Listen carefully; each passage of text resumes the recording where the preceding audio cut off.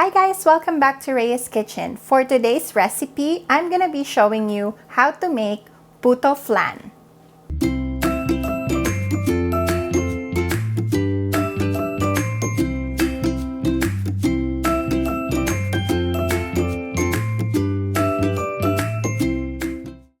So before I start with the ingredients today, I just wanted to say thank you very much to all those people who subscribed to my channel and to all those people who sent me messages na na-inspire ko daw silang magluto and mag-bake and bumili ng KitchenAid. Although, hindi mo naman talaga kailangan ng mixer, but it's a nice gadget to have in the kitchen. And you can do so much more than just using it for baking. The recipe that I'm gonna be showing you today is what I call my puto hack, because I'm not gonna make the puto from scratch. I'm gonna be using a puto mix, and it's this one, White King Puto Pinoy Favorites. And then, papakita ko lang sa inyo yung hack na ginagawa ko para mas maging malasa yung ating puto. The ingredients that we need are the White King Puto mix. And then normally for this package, it comes with 2 puto packages. 1, 2. And today I'm only gonna be using 1. So this is 1 package is about 200 grams. And then, we're gonna be using 5 tablespoons of oil, half cup of white sugar,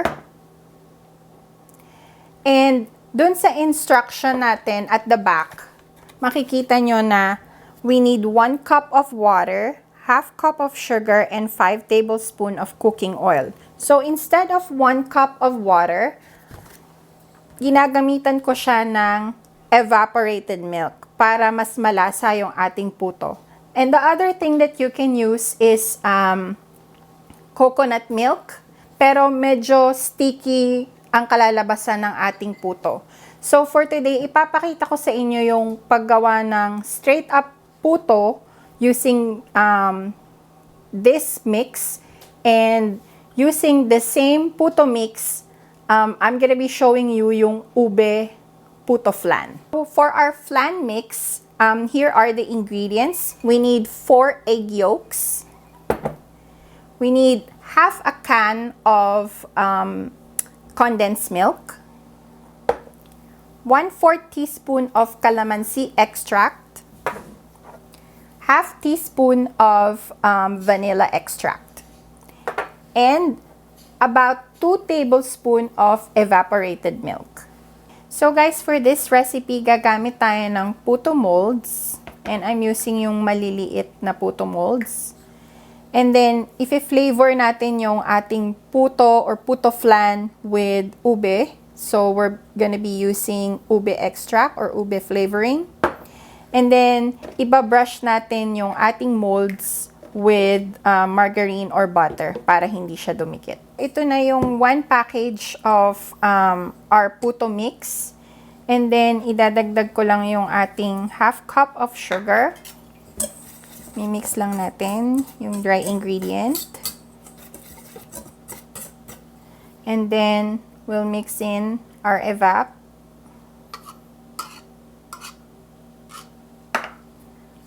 Okay. Halo lang. And then, yung ating oil. 5 tablespoons of oil. Okay. So, halo lang natin. If you want plain puto, then you can use this one straight up. If you wanna flavor your puto, you can use different extracts like yung gagamitin natin ngayon, ube extract, or you can also use yung buko pandan extract kung gusto nyong medyo maging makulay yung inyong puto to make parang greenish color. So, yan, na-mix ko na yung ating puto mix. And then, Naglalagay lang ako ng ube flavoring. We'll start with half tablespoon.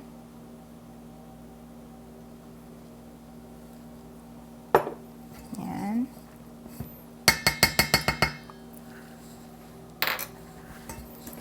Halo lang. Yan. So, very rich na yung color niya, and kung gagawin nyo to, maaamoy nyo na agad yung amoy ng ube flavor. So, yan. So, yan. Very rich purple color na yung ating puto.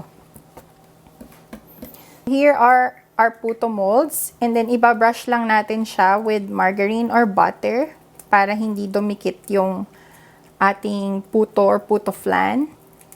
So, ayan. So, we'll just continue doing this until malagyan na natin lahat yung ating molds. Okay, so we're gonna do our flan mix. So, we have 4 egg yolks. And then, yung ating condensed milk.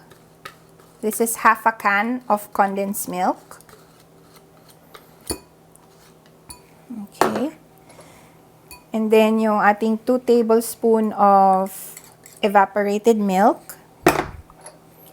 Our vanilla extract. And our calamansi extract. Para ma-cut off lang ng konti yung tamis ng ating flan. So, halo lang. Then, tikman ko lang yung ating mixture. Okay. And then, gagamit lang ako ng maliit na strainer para strain ko yung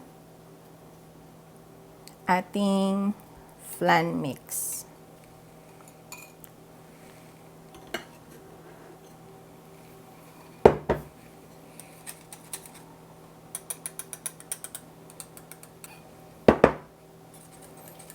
So, ini-strain ko siya para mas maging smooth yung ating custard or flan.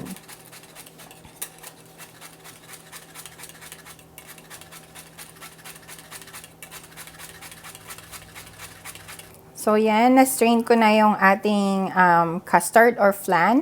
And then, ilalagay ko na siya sa mold. Tapos, i-steam na natin siya. So, ito na yung ating puto molds na nilagyan na natin or pinahiran na natin ng butter. And then, gagamit ako ng bamboo steamer to steam yung ating puto para hindi na natin kailangan gumamit ng cheesecloth. Kasi yung mga bamboo steamer, ina-absorb niya na yung tubig na pumapatak-patak dun sa ating puto. So, para hindi masira yung ating puto or yung ating flan, gagamit tayo ng bamboo steamer. And then, if you're gonna be using yung ganito kalaki na puto molds, I'm gonna be using half tablespoon, yung ganitong measuring spoon, para i-spoon or i-measure yung ating flan na gagamitin. So, ayan. So, half tablespoon hanggang mapuno or hanggang mailagay na natin mapuno na natin yung ating molds.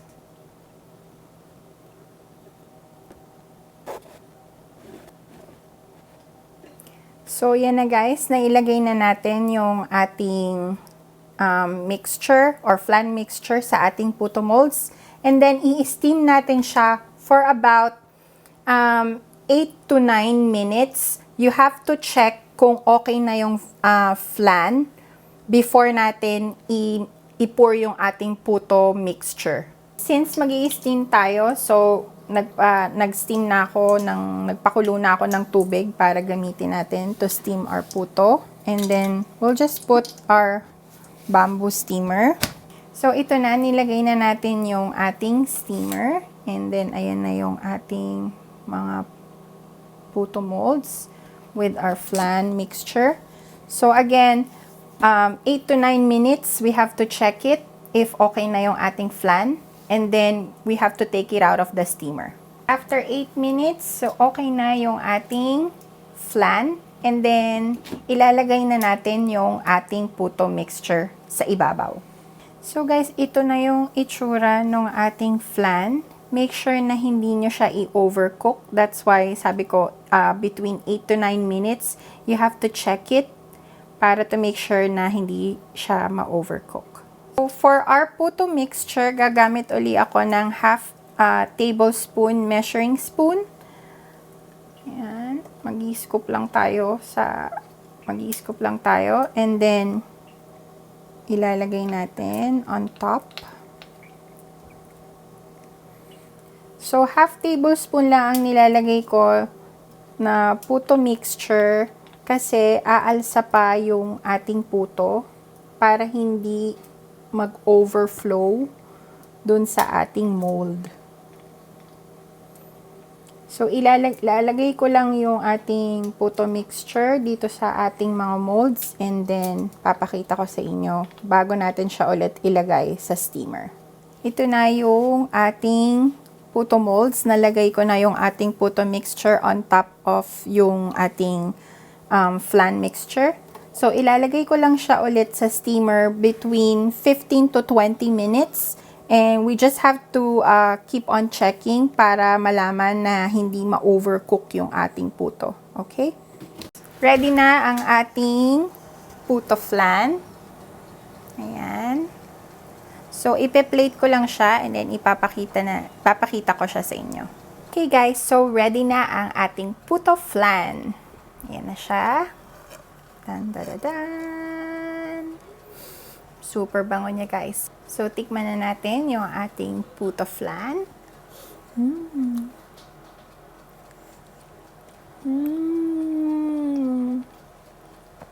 Perfect niya guys. Hindi siya masyadong matamis. And lasang-lasa yung ube flavoring.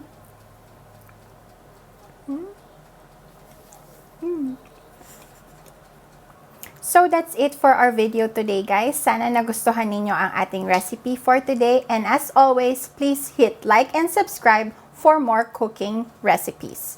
And I just wanted to give a shout out to my cousin Amri who requested for this puto flan recipe. And she already made hers. Sana matry mo din itong puto flan ni ate.